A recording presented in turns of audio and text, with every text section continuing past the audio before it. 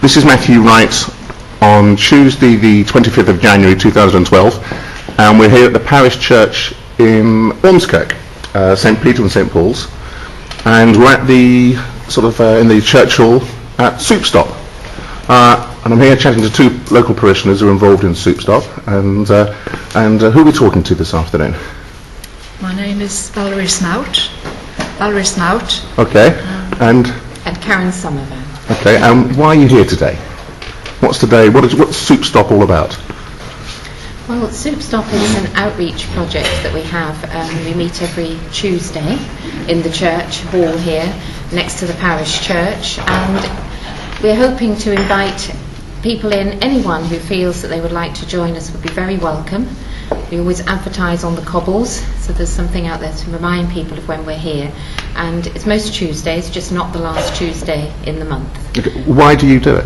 Why do you give it away, or do you sell it, or raising money, or why? The refreshments are free. Donations are welcome, but they are free. And we just want to reach out to people who are lonely, perhaps, people who are going perhaps through a hard time. Anybody is welcome to come. It's just to make people feel part of the community. It's a community outreach project. Okay. Do people have to be parishioners of the church? No. Do you have to be a Christian to come in? No. Okay, so basically, typically maybe pensioners who live by themselves, or young people unemployed. You can come in and get a hot soup, cup of tea, and a friendly chat, like a little social group. Yeah. What was the idea behind it? What was the thought process? Well, I suppose it was because one of our members, a young doctor, died 4 years ago. Yes, now. 4 years ago now. And he had a sort of passion for poor people, and it was done in his memory. It's sort of expanded as well. We don't just do Soup Stop, but Soup Stop's quite a big part of this Hope Project. The Hope Project, is that something that's a local or a national project? It's just local for us. And what does it mean? What is the Hope Project? Well, it's, as Karen said, reaching out really to people in need. Okay. If we can help them in any way, that's what we want to do. I mean, finding ways to interact with people, bring people together, yes. Be it social nights or soup, or what other things do you do? Like that. Anything like that. And what sort of success have you had? It's been slow starting, but we're getting some more people in, Do you think people are naturally shy? I think so. I think they're not backward quite about sure coming what forward. to expect. Because people sometimes worry when they come into a church that they're going to be lectured to or preached at, Bible in one hand, soup in the other. Yes. But is that the case at St Peter and St Paul's? No, it's really just a case of soup and a chat, friendship, really. Okay. So there's no page from the Bible underneath the soup at the bottom? No, not at all. No. But people will probably recognise that you're at the church and you're being Christians by example, not necessarily by scripture, but you're showing you're a Christian by example. St Peter and St Paul's, are you both regular parishioners, or? Yes. And it's an Anglican church? It is. Yes. Okay. Well, last night I interviewed Father Boniface at St Anne's Roman Catholic Church, and there are probably many people who aren't necessarily Christian and who wouldn't set foot inside a church, and they don't understand the difference and the similarities. So what's the difference between the Anglican Church, for example, and other churches we might find around the town? Good question. It's quite a heavy one. It's not meant to be heavy. I mean, it's well, I suppose we would say that we are Christians and by faith, and this is something that we can do to help our fellow men. Is faith supposed to be something that's just in the church, or you do on a Sunday? No, not really, no. No, that's one of the reasons why we set up Soup Stop, is to try and take the faith to the people rather than make the people come to us, really, is to try and broaden things out a bit more. I don't imagine Jesus and the apostles sat in the temple waiting for people to come in. No, exactly. No, he was out, wasn't he, in the community? Right. That's fine, Okay. And Ormskirk, there's a number of different churches here, Methodists and Baptists and Anglicans. Do you? How do you interact with each other? Do you work together? Do you pray together? Or what's your relationship like with the other people of faith? Well, there's a body called Churches Together in Ormskirk, and we're part of that, and we do various projects with them. We also have joint services with them, and we come together on things like the Good Friday Walk of Witness, and everybody comes back here for hot cross buns and coffee afterwards, and so there's quite a lot of interaction. There's bound to be some differences on how people maybe interpret being a Christian. But I'd imagine at these get-togethers, it's not about what's different. No, it's about what's the same, definitely. Concentrating on what's the same. Have you found that by talking to people of other faiths that you actually realise how much you do have in common? Yes. Oh, I didn't know that. Increasingly so. Give me an example for. Well, I do the hospital tea bar as well, and I work with a lady who's from St Anne's, and we get on really well. And increasingly, I've met a lot of people from St Anne's, and I think we're great. We're very much similar in outlook. And isn't it surprising how much that the service is similar to? Exactly. Because I also used to work for St Joseph's Hospice, and Father O'Leary sort of was in charge there, and I listened to the Mass, and I thought that's very similar to what we do as well. Yeah. So. And that's at the League of Friends in. Is it at the hospital? You work at the coffee bar? Yes. The League of Friends. Okay. Yes. There are many people around who are involved in local charities and groups that aren't necessarily people of faith. That's right. Do you think, is it just, for example, you hear about people, secular people and Christians, is it just good people who go to church and bad people don't? Or how would you explain to people? Do you have to be good to go to church, or? Not at all. Exactly the opposite, really, I think. I think it's Explain. Well, I think it's because you realise you need help, and also I think other Christians can encourage you and help you. So the church isn't just full of angels? No. Definitely not. Not just full of good people then? No. So, because I think many people maybe think they're not good enough, they're not Christian, not holy enough to go to church, but that's probably not quite the case, is it? It's amazing how many people do think that, really, isn't it? Yeah, do you think so?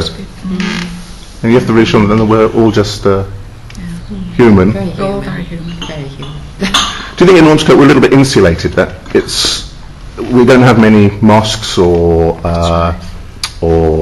synagogues, and we tend to just mix with our people of similar faiths? Is there any interaction with people of other faiths locally? There was a faith group set up, but I'm not. They were looking for people of other faiths, and they didn't find any. I don't think. It's very rural here, though, isn't it, traditionally? It is. We are insulated, as you say. Do you know anything about the history of the parish church? How long it's been here, or has there been a church in here for many years? Many. Yes, a long time. Yeah. Okay. Well, we're not here by ourselves. Perhaps we should have a little pan around and see who else is here. Yes. Okay. Well, I think today we have. I'm just going to move the camera around, and we're going to talk to a chap called Dr. Murray Steele. Are you a doctor of medicine? No. Mr. Steele? No, I'm an ex-history lecturer. A lecturer at Edgehill. At Edgehill. Okay. And what did you teach? I taught African, Indian, practically everything history. Okay. Outside Britain. Have you got an idea of maybe a little bit of history about the church here in Ormskirk, the parish church here in Ormskirk? Vaguely. There is actually a very good book which is in the library if anyone wants to see it, by a chap called Michael Ockenden. It's the standard history of Ormskirk. Right. That's the place to go if you want to find out more. It's a 13th, 12th century foundation. Okay. It is very old. It's a very old one. It's up on the hill here, isn't it? Yes. Well? I understand you cooked the soup today. I did. It's the first time I've done it here. First time you've done it here? Yeah. Will you be cooking again? Have you been a roaring success? If I'm invited, yes. Okay, so everyone's still standing, so we're going to have a look around and maybe some of the people who just finished their soup. And who do we have here? I'm Mary Burke. And Mary, are you a member of the church here? Yes, I am, yes. Okay, and what's I'm your... also a member of Churches Together, which Karen and Val mentioned. I heard Church Together. Tell me what it is. Each church is represented. There's about 2 or 3 people from each church represented. There's 7 churches altogether. Some of them are Anglican churches, but we've also got St Anne's. That's a Catholic church. That's a Catholic church. Emmanuel, the Methodist Church. Yes. Cottage Lane Mission, which is nonconformist church, but attached to an Anglican church. Okay. And we've also got representatives from Ormskirk Christian Fellowship. Right. And are they based at Edge Hill, is it? They're based at Edge Hill, yes. Okay. So it's all flavours? Yeah, absolutely. And you all mix together in one form of together, ice cream, if you like? Absolutely, okay. yeah. What is it about the parish church that you think people in the town would like to know about or don't know? What would they find on a Sunday, their typical service? A typical service. Well, is there such a thing? No, because we have, on a Sunday there are 4 different services. Okay. We have an 8 o'clock service, which is always a communion service, and to which there are about 20-25 people regularly attend that early morning service. We have 2 morning services, one at 9:45, which is very informal, to which most of the young families come. So children? So, yeah. With young families with young children? Young families, and that's the one that where we have the Sunday school. So there are Sunday school, children go out to Sunday school. There's Well, some families worry that the children are too noisy, you can't settle. No, we love children. We're a child-friendly church. Okay. Is there music? Yeah. Okay. Do you play? No. No, but there's little side services there for children to learn about what's going on. Yeah, the children go out to there are 3 different groups. There's a group for the preschool children, which the adults go out to. That's at the back of church in the tower room, and then they come across here to the church hall for the older groups. So people wouldn't necessarily find it staid and boring and quite lively, is it? If you want a more formal service, yeah, then the 11:15 is the more formal service. So there's horses for courses? Absolutely, yeah. Okay. Well, it's been pouring with rain outside, but I'm sure the soup, it's been wolfed away, and I'll just show you the plates that's all been people here cleaning and washing up. I noticed the people sitting down haven't volunteered yet to do the washing up, but who do we have here who's been doing soup today? Oh, people have disappeared. Who do we have here? Gloria, and you've been doing the soup stock for a while? Yes. Okay, how long have you been doing the soup stock? For about a year and a half now. You enjoy it? Yeah, I enjoy it. And okay. Coffee stop as well. You do coffee stop as well, and there's not too much washing up to do? No, not too much. Okay, well it's really sweet. We share it all together. We share it together. Share. Thanks very much. Yes, thank you. Well, that's great. Well, here we are, just finishing our talk at Soup Stop, and we'll talk to you again. Thank you.